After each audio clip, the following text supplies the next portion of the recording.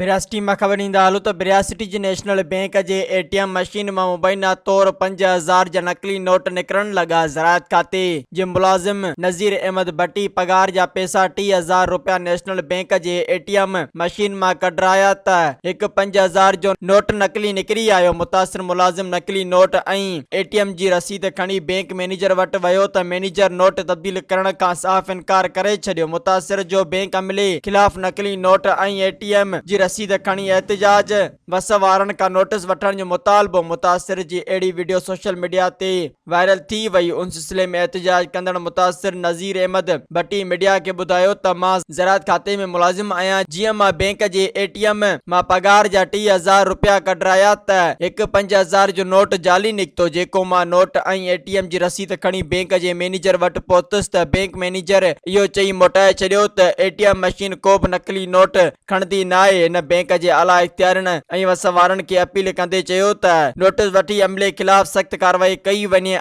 मुझे ही नोट तब्दील करे ॾिनो वञे जीअं मो गरीब जे वायर थी सके। Soomro wallpapers and PVC panel shop 3D wallpapers की वसी रेंज जो आपके घर को बनाए आपके ख्वाबों की तरह खूबसूरत। बेहतरीन क्वालिटी के वॉलपेपर्स और सीलिंग्स बेहतरीन कलर्स और डिजाइन्स में दस्तयाब हैं। हैदराबाद, लतीफाबाद, कासमाबाद, जामशोरो, मीरपुर खास के साथ सिंध के मुख्तलिफ शहरों में सर्विस मौजूद है।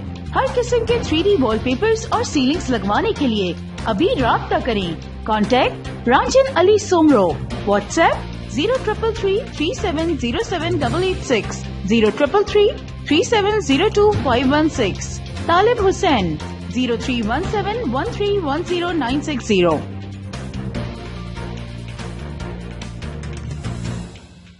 मज़ीद ख़बरन ऐं तफ़सीलात लाइ विज़िट कयो असांजी वेबसाइट www.awamiNewsHD.com ऐं ॾिसंदा रहो अवामी न्यूज़ HD।